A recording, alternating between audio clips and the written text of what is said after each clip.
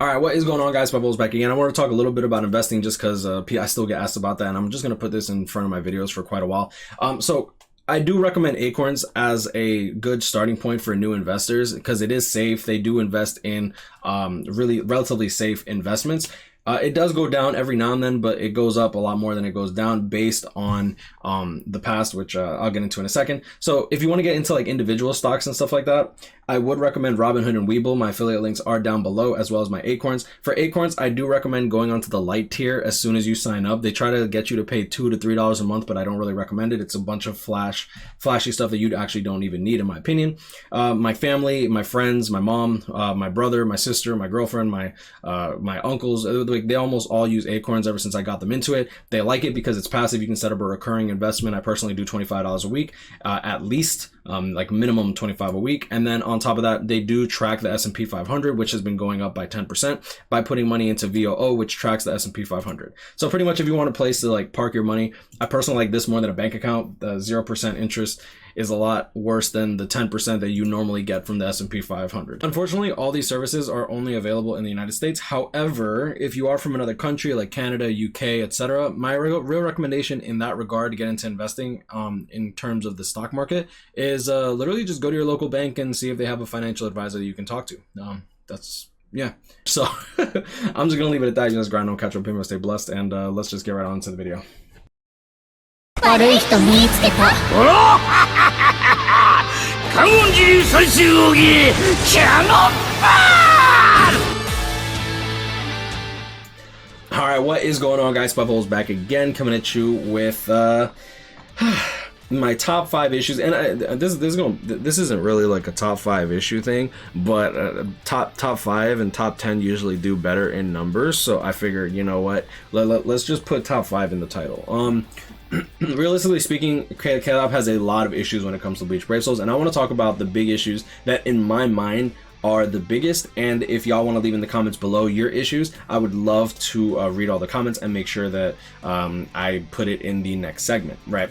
Okay, so but first and foremost, I've been talking a lot about investments lately, and I do want to touch base a little bit on that because a lot of people are still a little bit confused. Now, if you are from another country, obviously you can't use Robinhood, Acorns, or WeBull or Public because those are brokerages based in the United States, but you do have brokerages in other countries. So if you are from Canada, UK in particular, I only know about those in particular, you can actually just go to your local bank. Just make sure that it's a reputable bank. Like, for example, over here we have like 400 different banks, but like I would only really be like, just use the big banks like Chase, Bank of America, the ones that have like a lot of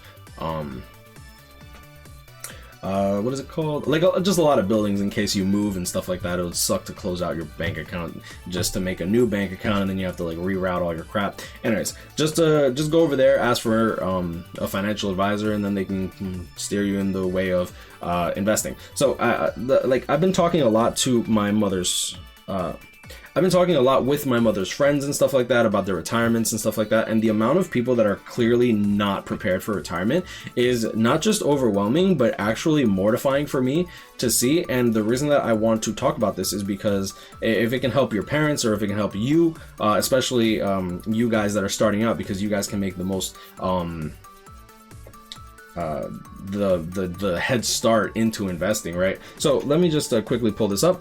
So I wanted to pull this up. In 1980, $8,000, if you deposited this into a bank account with the interest rate that we have now, which is 0.05%, not 0.5%, not even half a percent, 0.05%, that $8,000 will come out to $8,165. That $8,000 that you deposit in 1980, you will get an interest of $165 in a savings account, right? That $8,000 to have that type of buying power, to have the buying power of $8,000 in 1980, you would actually have to have $26,000 now. $26,000, quite a bit of money, but like that's the issue that I really want to talk about. So when you get into investing, I decided to test out $8,000. If you put it into the S&P 500 based on the interest rate that's not even just the interest rate, just the growth of the S&P 500 over the last not just 40 years but like 60 years, you'll see here that when I go to comparison to the S&P 500. If you toss that $8,000 into the S&P 500 in 1980, you'll see here that your investment would be nominally worth approximately $783,000. Now, if you like, this is what I want to talk about. If the S&P 500 continues to go up the way that it's been going up for the last however long, that $8,000 would be worth $783,000. Okay, now when you're young, obviously you have the time to let this sit and grow and grow and grow and grow. The amount that this $241,000 in particular is the final amount. Now this is going to be the real inflation adjusted. So this takes into account inflation, which means that you would still have $783,000 straight up, but the buying power in 1980, that 8,000, if you were investing for 40 years, would come out to roughly $241,000. So it's still really good even when you take out inflation. Now this $783,000 you can actually live off of, because if the S&P 500 goes up roughly 10% on average like it's been doing, you can pretty much have pretty much an income of $78,300. And I do also want to talk about the S&P 500 a little bit. Now you'll see here that obviously you have some years, 2007 to 2009, where it's constantly going into a decline. Over here from 2000 until 2002. But as long as you hold and you keep investing, like if you're able to you know, like if you're young, you'll be able to just beat it. Like even if we go to the last 5 years, this is like Co-19 era, right? February 14 to March. You see how it plummeted, but it recovered within literally like 3 months. So I just wanted to quickly talk about that, and let's just get right into the actual video. Sorry about going on a tangent. I just realized how long I went off on that, but I just wanted to kind of beat it into your head when you're young. All right, so let's just get right into it. First and foremost, I think that the biggest issue that I'm having whenever I go to this screen, there's a lot of crap that's unnecessary, right? You have the team effect. Now, team effect is, in my opinion, absolute doo-doo. This is completely wasted. I feel like this could be the accessory and the links. So that way when you click on the character, you can swap in and out from the edit screen straight up. You don't have, I'd rather, when you go into a quest, right? Oh, easier if I just click here. When I go into a quest, I click here, you can edit your menu, you go to clearance history, click edit, and now you actually have access to this. I feel like in the edit screen, they should just have that available to you. That way you don't have to click into the character, click augment, and then swap in all your stuff. For those that are new to the game, Soul Reapers, stamina plus 5, 6-star, attack plus 15, stamina plus 25. This is not percentage increase. Okay, this is flat stat. And the reason that this is like so outdated and so trashy is because now with Transcendence, your stats are so damn high that this is literally negligible. Like, why do I care about 5 stamina when I have 4,000? You know, why do I care about 15 attack when I have 2,100? You know, why do I care about stamina 25 when I have 4,000? Like, this 4,025 isn't really going to save my life, you know what I'm saying? More often than not. But it is what it is. So I do think that they need to change this team effect crap. There is literally no point in putting 2 characters together, especially like, for example, how do I put it? Tokinata and Hikone. So for example, Tokinata and Hikone, I'll take them out, put Tokinata, Hikone, where's Hikone? You see the Master and Servant, SP plus 10, and it's not like they forgot. All right, it's not like they forgot. Master and Servant is specifically tied to Hikone and Tokinata. That means that at some point in 2 years ago, at some point, KLab was like, oh, by the way, let's do a team effect. And let's give them 10 SP. So, yeah, this team effect crap needs to change. Next thing that needs to change is definitely going to be re-rolling accessories. Re-rolling accessories is the most trash part about Bleach Brave Souls, and I think that it's probably the most annoying thing in the entire game. This editing brushes and super editing brushes. Editing brushes are way too uncommon for new players to obtain. You have to get into Third Seed. Third Seed is a lot more, not just competitive as opposed to before, because you actually have access to 5-star accessories, the accessory tickets from the bonus rooms. but usually these people that are in third seed don't actually need the brushes. Sometimes they need it, but more often than not they don't. Also, we also need these editing brushes to auto cycle until we at least get spiritual pressure 20 or attack 20 or stamina 24, whatever we set it to. I feel like something like 7 Deadly Sins, where you'll click reroll, we should get like a menu that says, would you like to reroll until you get this specific roll, and then it'll just re-roll, or it'll take as many brushes as it takes to simulate it. This is such a waste of time. Re-rolling accessories is the biggest waste of time in Bleach Brave Souls. At the very least, you're getting something when you're doing the point event, but this, you can re-roll for literally like 20-30 minutes and end up not even getting a roll that, one, you need, two, you might end up just have wasted all that time. And the fact that attack 30% is a 2.5% roll, and spiritual pressure 30% is a 2% roll. I think that that's really kind of messed up, because if we're expected to sit here for 50 rolls every single time we want a good roll, I just think it's really unethical. But I mean, that's neither here nor there. Next, epic raids. Honestly, I do understand why people would mod Bleach Brave Souls, but I don't think that it's like this Noitora Awaken is horrible. This is like literally one of the worst bonus pools of characters I've ever seen in my life. They put Magoto, they put Halibel, Alkiora, Aizen. Bro, this Aizen hasn't been like playable in years. Salaporo's okay. Rukia is good. Uryu is good. Yeto is amazing. Yeto is actually amazing because he has a heal on his special, which is actually dope. But anyways, that's neither here nor there. I think that they should do ×5 runs for epic raids. I think they should do ×5 runs for inheritance trial, and I think that they should do ×5 runs for extreme co-op. If you had ×5 runs for extreme co-op, I feel like a lot of people would be less stressed out about bothering to do PvP non-stop. PvP, I'm not gonna lie, I don't have too many issues with this. I've accepted that this is the most toxic part of Bleach Brave Souls. I've accepted that toxicity is key when it comes to KLab trying to make money. I get that they need to make money and whatnot, but I think that they should allow more spots into head captain, captain, lieutenant, and third seat.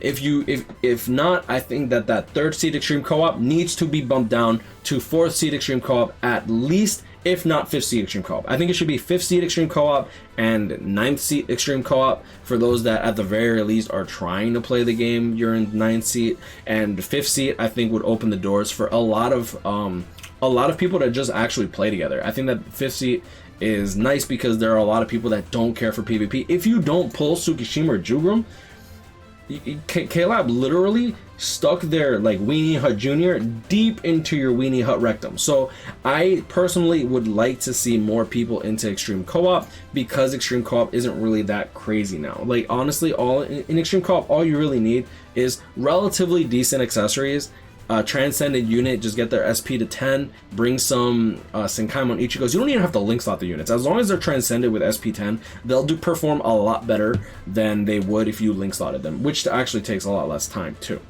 So that's honestly what I would personally like change from PvP. If not changing PvP the way that it functions, like adding bonus characters, like I would like to see Jugrum invalidated at least 1 week. Just do like Stern Ritter, HP minus 50%. No affiliation units, minus 50% 1 week, like minus 50% HP. Like just give us a variety and let us play the game with like how you do Senkaimon. I think that would be dope, but that might be what they're going to be doing for Arena. I wouldn't be surprised if that's the case.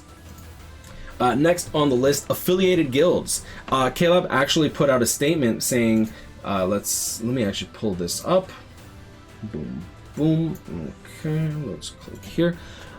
And it was under from the developers. Here we go. Okay, I would like to thank you again for your inputs.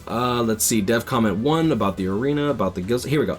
We have received a lot of feedback about guilds and plan to revamp some functions. We want to improve guild mode to enable players to have an easier time building a community with each other. There will be more updates on this in the game in the near future, so please keep an eye out on the news. This actually kind of bugs me, because what I noticed from KLab and what I noticed from people, and Tor kind of highlighted this for me when he said that he was thinking about quitting the game. There are so many people that want to quit the game and they always wait for the next thing, the next thing, oh, the next thing. And KLab never delivers in a reasonable amount of time. They never tell us anything. We've known about Arena for about a year now. And you know what we know about it? You should be able to play with people across servers. That's what we know about it. Not oh, we're going to be using 3 characters. People are going to have special cards that they're going to be throwing around and stuff. We don't know anything. We only know that it's supposed to be cross server, which I don't care about, to be honest. I really don't. I actually really want that for the Asia server that got kind of scammed into going into another server and has no one to really play with. And the JP players who want to play with the global players, because let's be real here, a lot of people played the JP version for several years, and then they merged the server, so anyone who spent a lot of money in the old server kind of didn't leave the JP side. And I know that Rawad personally made a new whole Bleach Brave Souls account specifically to start playing with his global audience, which I kind of wish that I could play with Soldex too. That's my boy. So that's something that I think needs to be changed. We're planning on so about co-op quests. We are planning an update for the near future that will resolve the errors that occurs during co-op when your device gets notifications from another app, then causes a disconnection. Despite receiving many complaints about this issue, that's literally not the issue that a lot of people are talking about. A lot of people, when they talk about co-op issues, it always is, oh, we should get ×5 runs for epic raids, ×5 runs for inheritance trial. If you don't want to do ×5 runs for extreme co-op, that is completely fine, but like I feel like inheritance trial and epic raids, I feel like that should just be an easy clap, because like then people wouldn't have to waste so much damn time like hating the game. Like my biggest concern when it comes to epic raids is you have to have certain types of units for the bonus, and even when you have those certain types of bonuses, epic raids just is such a dragging chore that I see people quitting because they don't want to farm it. And I'm like, you don't have to farm epic raids, you don't have to do this, you don't have to do that. But like that huge FOMO, and then people try to get into it and they just don't even want to play the game. It's pretty sad. So about the arena, we've gotten comments about wanting to play more with friends, wanting to play across servers, and other related comments for quite a long time. We plan to answer these with Arena. I don't care. I really don't. I don't trust KLab. Ever since they sent out this guild function, they have literally done nothing with guilds aside from, oh, here, by the way, let's just send an invite to your guild, and then you can play with your guild. They need to have affiliate guilds. I feel like affiliate guilds would be good, because then you'd be able to just be able to play with your friends and stuff like that. Honestly, what I would like, and I know that they're not gonna, they shouldn't do this because most people won't be able to really handle it. I think that they should just double our member cap. I would love to have 40 members in my guild. I'd love to just like combine my guild with a specific guild. I don't want to really say which guild. And then on top of that, I would love to see more variety in terms of not wanting to kill your guildmate for missing one guild quest. The amount of times like I've just like been mad at someone for missing one guild quest because they had a like legit issue is actually mind-blowing to me that this is even a thing. I think that what KLab should do is 5 out of 7 weeks in guild quest, they should take your biggest score and then combine that. So if you miss 1 or 2 days, it's not the end of the world and your score still gets set in stone. I think that would be dope. I personally would like that. And then if you still give rewards for doing the guild quest every day, then you still get the rewards for doing guild quest every day, but like you don't penalize your entire freaking guild for one mistake that you made. Like, oh damn, I overslept 1 day and I missed guild quest. Oh man, I usually do it right before reset or right after reset, and I just forgot that I thought that I did it. You know, like that really bugs me. So having 40 players, I think something like that would allow I know that some people won't be able to get like 40 players and whatnot, but like we have Discord, and for you watching, we have YouTube. So like we wouldn't really, I don't think we would be affected all that much, because then you can combine guilds, and what that would do is that would get more people into S League, that would get more people into A League, that would be more rewards for us, and I don't think KLab wants that. But I think that the player health and happiness comes before their profits. I think that the biggest issue that KLab ends up doing is that they give us what they feel is a little too much, and then they pull it and reel it way back. Like, I see a lot of people come back to the game, they're happy, they're like, dang, I can't believe they did this, this is so cool, this is so awesome. And then KLab goes, oh word, pulls everything back, and then the person's like, that's why I quit, and then they stop playing. And this isn't the first time that KLab's done it. KLab's done that on multiple occasions. Like, come what is it called, to choose a 6-star, that actually was a complete selector. You picked an attribute, it spit out 5 units, you pick one. What they did was they let you choose 10 and they spit out one. At the end of the year 2 years ago, for 2020, in January, they gave you a $80 pack that came with 5 characters. You got to pick one. It wasn't choose 10 and then it spits you out one. It was literally, oh, pick whichever one you want. I picked Koga because I'm just like, okay, cool, I'll take that over 250 rainbow link slot potions. And then they never released a pack like that again. And it really bugs me. And they're probably going to do the same thing with these character packs of these movie characters. Like, they're 100% confirmed, and they'll probably take back something in the near future, which they do on multiple occasions. So that's another issue that I have with the game. So we talked about guilds, brave battles, accessories, team effects, special move sources. Now, special move sources, when it was released, was specifically said, and I'll be paraphrasing because I don't want to pull up the article. They specifically said, due to the sheer amount of limited characters that we are releasing, we are coming out with special move sources, which will be a way for you to work on these characters without having to wait several months for these characters to come back, and to lessen the stress on the player base. And the issue was that they were so generous with their compensation that they gave out like a bunch of special move sources, and then they realized, oh, we shouldn't have did that, and then they reeled back the special move sources so much that even the people that weren't compensated ended up getting the penalty of their compensation. I think I got like maybe 10 to 12 special move sources, not for one attribute, it was like spread across all the attributes, and there were some people that didn't get any. And that really sucks, because like, if you knew that you were going to get compensated, a lot of people would have just sold their entire roster. And since that wasn't the case, and they didn't tell us about compensation until after, we gotten 4 special move sources in that year. We got the special move source in April. No, I am not counting the December 31st special move source that came out with the Ichibe Orihime banner, because that came out in 2019.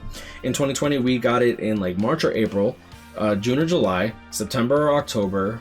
I think it was September, because September was it was August, September. It was with the Burn the Witch banner. And then December 31st with the New Year's banner. That was the Mind one that we got. So we got 4 move sources in... No, it wasn't Mind. It was another color, whatever. But we got 4 move sources in all of 2020. We got 1 move source at the end of 2019. And in 2021, we've gotten 1 move source so far. And we can expect the second for anniversary. I mean, that's kind of a given. Last year, the move source was not the color of the banner characters. Last year, it was Mind for July, and the 5th anniversary characters were red and blue. Okay, so speed and power. But yeah, so special move sources is definitely something that should be a given. And what bugs me is that KLab not only kind of slapped us in the face with 1 move source of a color a year, but if you want to get a rainbow special move source as a pay-to-play player, you have to subscribe for $26 for 3 months at a time. And like, you only get the move source after 3 months, not after you pay for the 3rd month. After 3 months, you get the move source. And I've had so many people message me. They're like, yo, Spite, I just got the 3rd month and I still haven't gotten my move source. And I'm like, have you completed the 3rd month? Have you started the 4th month? And he's like, no. And I was like, have fun waiting another month. He's like, damn it. And I'm like, yes, exactly. So special move sources, I feel like they should be given out more often. I don't think that they have to be crazy with them. I think that honestly, like 1 special move source a month would be generous. And I understand where you're coming from. Yo, Spite, 1 move source? But like, we're only gonna get like, even if they do 1 move source a month, then you're only getting 2 of a color every year. And to my to what I say about that is, it's better than anything else we've gotten. I think that a move source is very, very valuable, but I don't think that they should be held back to this crazy standard. Like every single game almost every single game I know has like a source for like special mission has like a duplicate system in it that lets you just bypass having to summon for the character. And honestly, whales are going to summon for a 5 of 5, so getting one move source a month isn't gonna like go crazy into your profits. If anything, it'll actually help free-to-play players recommend this game more. As of right now, I cannot recommend Bleach Brave Souls. Whenever someone asks, oh, Spite, is it a good time to get into Bleach Brave Souls? My honest recommendation is always, it's never a bad time to come back into Bleach Brave Souls. Just remember why you quit in the first place. That's pretty much what I always say. Just remember why you quit in the first place, because that's it's always gonna happen, and you're always gonna feel that way regardless. If you want to come back, play for a bit, have some fun, then do it by all means. At the end of the day, this is a game. You should be playing this game to have fun. So those are my top 5 issues as of right now. My other big issue is actually going to be this banner that's out now, and this is what actually kind of scares me. So for those that don't know, as of the recording of this video, we do have the Spirits Are Forever With You banner with Don Kanonji and Picaro, one character, and Uryu. The banner that was released before this is actually the Redux Yoroichi Soichi, and this Redux Nanao, which was a 2-character banner as well. I'm hoping that if KLab is going with a 2-banner character route from now on, I'm hoping that they increase the rates of the actual banner character, or I am probably never going to summon on a main banner ever again, including Anniversary, because usually Anniversary, okay, that's a lie. I'll definitely summon on Anniversary, but I'm not going to go deep on Anniversary, nor do I care for going deep on Anniversary round 2. I really don't see the point, especially if they start doing this as the standard. The filler 3% rate is absolute garbage. Like, it is actually legit trash. I've defended it when it was 4.5 and 1.5 with 3 banner characters, and then you have 25% chance on step 5 to get the character. For new players, it's not actually that bad, because like if you get an old character, that's a lot of orbs back. It's like what, 200 orbs, because they're probably there. You should be able to be resurrected if they're new. But for veterans like me and my guild and like the people in S League and half the people in A League for the most part, usually have almost everything in that filler pool. So it, like, getting 3% is horrible. 1.5%, okay, I accept it, right?